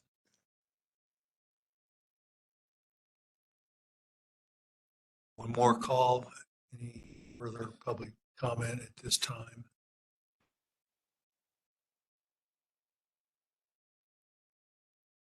Okay, with that, it appears we've concluded all of the testimony and public comment requested today. I did state at the beginning of the hearing that I would take public comment at 1 o'clock after a lunch break, but we have concluded, except for that. What I intend to do is I will come back at 1 o'clock and take any comment from any person who may have heard my prior statement and wants to make comment. The court reporter and Ms. Jones will come back. The other parties, participants are welcome to come attend that, but will be excused from that. So we will do that. And with that, I think we're at the point where with the parties, we can discuss the post-hearing procedures. Oh, by the way, I meant to mention, participants are also allowed to submit written comments in addition to oral comments. And I'm going to hold the record of the hearing open until 5 p.m. today. Purposes of submission of written comments by anyone who may wish to do so. So anything that comes in before 5 p.m. today will be included in the record. You can submit them by those comments by regular mail, or you can email them to Ms. Jones. Her email address is on the NMHU website, or there is a box under this docket, under docketed matters on the NMHU website that you can open and enter any public comment you may have there also. So those are the ways you can give written comment. Yes. Mr. Hearing Officer, just a quick question with regards to the interpreters. Would you like them to also come back at 1? I would, please. Thank you. Okay, with that, we can turn to post-hearing submittals and process. I'm going to start by asking Ms. Aragine, you can give us an estimate of when she can get a transcript. 2 weeks. Okay, and I'll ask the parties if there's a preference for waiting those 2 weeks till we have a written transcript to start the clock for getting proposed findings and conclusions and closing arguments filed, or whether you're willing to proceed. The other option we proceed on the date of posting of the video, the WebEx video. So, Mr. Hill, do you have a preference?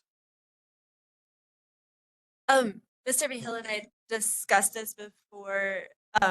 It took a bit for the hearing to get scheduled, and Shortline is anxious to get a decision as expeditiously as practicable. Yeah.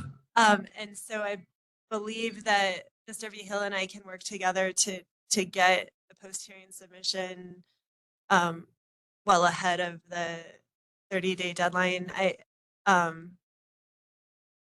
am going to be traveling, so I'm completely out next week.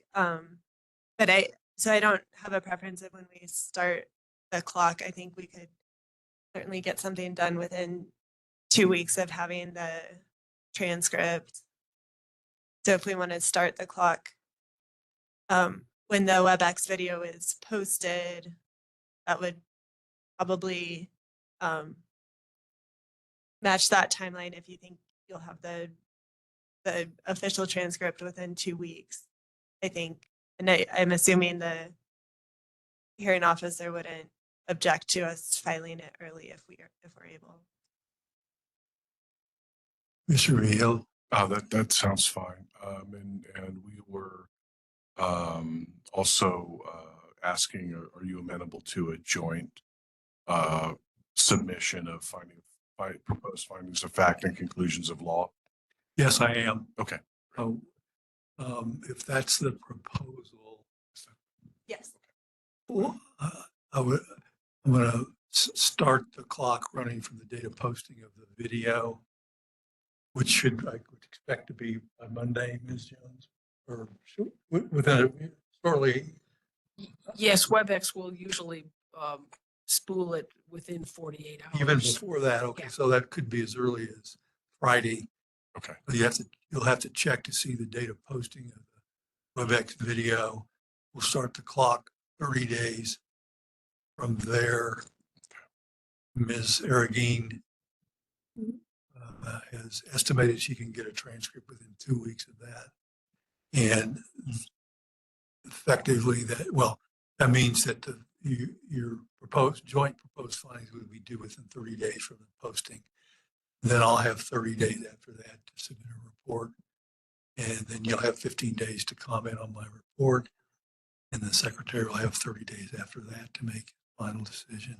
Okay. And then just to clarify, that's 30 days from the posting of WebEx, whether that's Friday or Monday or whatever. That's correct. Okay, thank you. Oh, you have to check the NMHU website to see what the date of posting of that is, and we'll go and the clock will start from that date. Okay. Great. Expected to be Friday or Monday, but it will be the exact date, not time, just date of posting. Thank you. And the parties are excused from the 1 p.m. public comment session. Is that correct? That's correct. Okay, thank you. And Shortline would just make a request to the extent possible, if we are able to give a joint submission with proposed findings and conclusions, if you're able to issue the decision before, or the recommendation before 30 days, they would greatly appreciate it, understanding that got a number of other pressing deadlines. Yes, I will take reasonable efforts to do that based upon my schedule during that time period. Understood. Okay, is there any other matter or matters to come before the hearing? If not, the hearing will be adjourned, subject to any written comments of filed by the end of the day. Thank you all very much. Thank you.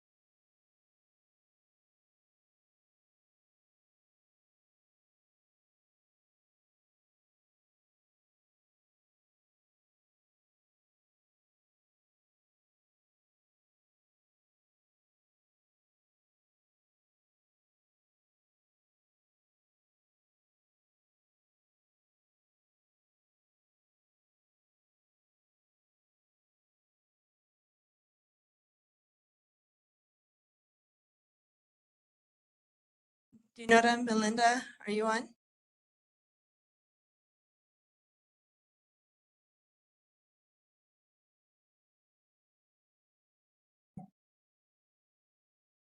Wonderful, thank you.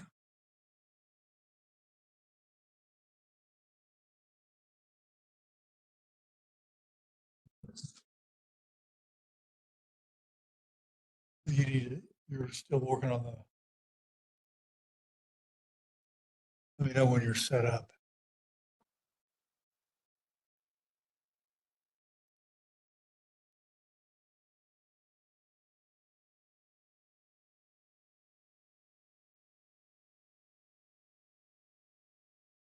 Okay.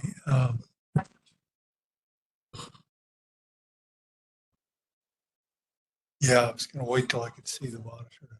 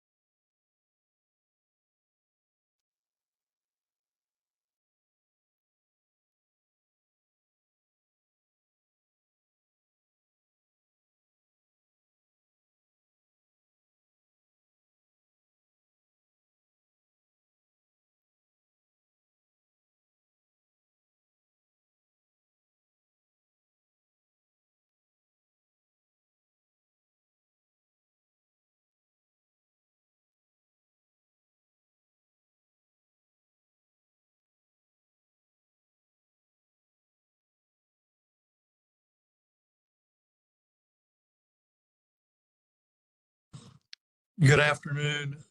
This is a continuation of a public hearing in the matter of applications of Shortline LLC for air quality permits for facilities located in or around Las Vegas, New Mexico. This part of the hearing has been convened to receive any public comment from people who have participated or are now participating in the hearing. The portal on the NMED website for written comments is now working.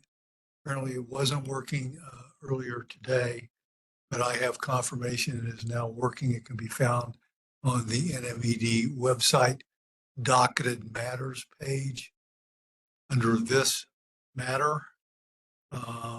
And there's a drop-down box for comments. You can also submit comments that way. I am in the hearing room in Santa Fe. There is no one present that has indicated they want to make a public comment. I'm going to ask if there's anyone present in the Las Vegas room at Highlands University that is receiving this tape that wants to make a comment.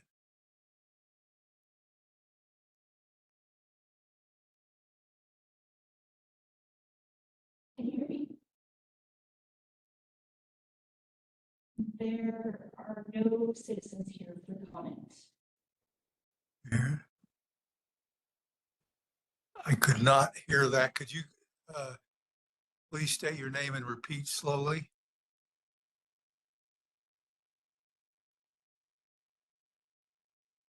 There is no comment.